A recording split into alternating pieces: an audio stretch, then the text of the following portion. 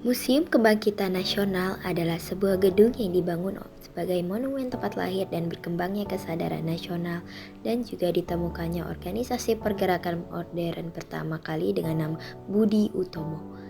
Sebelum menjadi museum, bangunan ini dahulunya adalah sekolah kedokteran yang didirikan oleh Belanda dengan nama School tot Opleiding van Inlandse Artsen, disingkat Stovia atau Sekolah Dokter Bumi Putra. Lalu pada tanggal 20 Mei 1974, Presiden Soeharto meresmikan pemanfaatan Museum Kebangkitan Nasional. Assalamualaikum warahmatullahi wabarakatuh. Selamat siang Pak Syarif selaku guru sejarah SMA Negeri dan 44 Jakarta dan teman-teman sekalian. Sebelumnya perkenalkan, nama saya Ayasa Sakina Zahra dari kelas 10-6. Pada hari ini saya berada di lokasi Museum Kebangkitan Nasional. Lalu yang pertama saya masuki adalah ruang audiovisual yang terlihat seperti bioskop. Di dalamnya ada video yang berisikan tentang sejarah Museum Kebangkitan Nasional. Ini saya memasuki ruang Indonesia Kaya yang menjelaskan tentang kekayaan hayati dan non-hayati secara geografis dan geologis yang dimiliki oleh Indonesia. Di ruang ini berisikan rempah-rempah, senjata yang dimiliki oleh VOC, dan peta ekspedisi Eropa.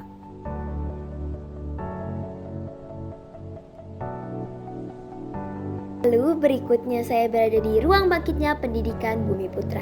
Kebijakan politik etis pemerintah Hindia Belanda dalam bentuk irigasi, emigrasi, dan edukasi pada praktiknya diarahkan untuk mendatangkan keuntungan bagi pemerintah semata. Hanya kebijakan dalam bidang edukasi yang membawa dampak positif, karena anak Bumi Putra diizinkan belajar di sekolah pemerintah. Pendidikan masa penjajahan yang bercorak diskriminatif mendorong tokoh-tokoh pergerakan mendirikan lembaga pendidikan. Anak Bumi Putra yang berhasil menyelesaikan pendidikannya akan menjadi priai baru, yaitu kelompok terdidik yang diangkat menjadi pegawai pemerintah. Dalam ruangan ini terdapat buku karya Edward Douwes-Dekker yang berjudul Max Havelaar atau Multatuli yang menceritakan tentang tanam paksa. Lalu selanjutnya di sini ada tokoh-tokoh pendidikan bangsa Indonesia, salah satunya Ki Hajar Dewantara. Nah, selanjutnya saya berada di ruang kelas Stovia. Pada 1 Maret 1902, Sekolah Dokter Jawa yang diganti menjadi Stovia atau Sekolah Pendidikan Dokter Bumi Putra. Kurikulum di pendidikan Stovia ini disamakan dengan kurikulum yang berlaku di Eropa. Oleh karena itu, syarat utama untuk masuknya harus lulus dari sekolah rendah Eropa. Selanjutnya saya memasuki ruang pendirian Budi Utomo. Nah, di ruangan ini berisi anggota Budi Utomo, lalu ada Kongres Budi Utomo, Ketua Budi Utomo, dan ada Budi Utomo sebagai Ibu Perhimpunan. Baik, sekarang saya di ruang selanjutnya. Ruang selanjutnya adalah ruang asrama Stovia. Gedung Stovia dirancang untuk memenuhi semua kebutuhan para pelajar, sehingga dilengkapi dengan beragam fasilitas pendukung kegiatan pendidikan.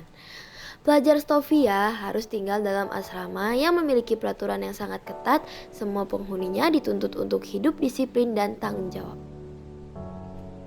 Nah, sekarang saya berada di ruang Memorial Hall Budi Utomo. Ruang ini menjadi saksi dari peristiwa terbentuknya organisasi Budi Utomo pada 20 Mei 1908. Nah, selanjutnya saya berada di ruang Stovia. Di ruang Stovia ini terdapat fasilitas Stovia, lalu ada alat bantu pernapasan pada zaman pendidikan di Stovia, lalu ada tas, buku-buku kedokteran, dan alat-alat kedokteran yang dipakai oleh pelajar Stovia.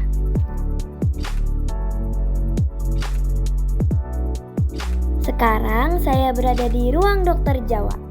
Pemerintah Hindia Belanda membuka sekolah dokter Jawa di Rumah Sakit Militer Wetervreden. Tujuan pendirian sekolah ini adalah untuk mendapatkan tenaga medis Bumi Putra guna mengatasi wabah penyakit di Pulau Jawa. Wabah penyakit tersebut tidak dapat diberantas oleh tenaga medis pemerintah Hindia Belanda yang jumlahnya terbatas.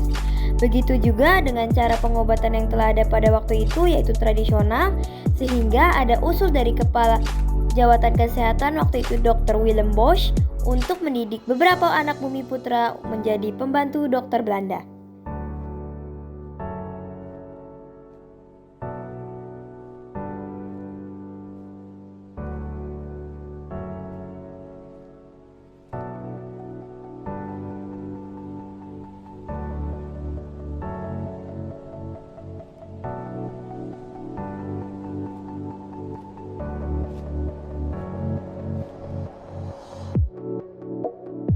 Sekarang saya berada di ruang pengobatan tradisional. Pada zaman dahulu, masyarakat Indonesia masih minim tentang ilmu kedokteran. Mereka mempercayai dukun untuk mengobati mereka.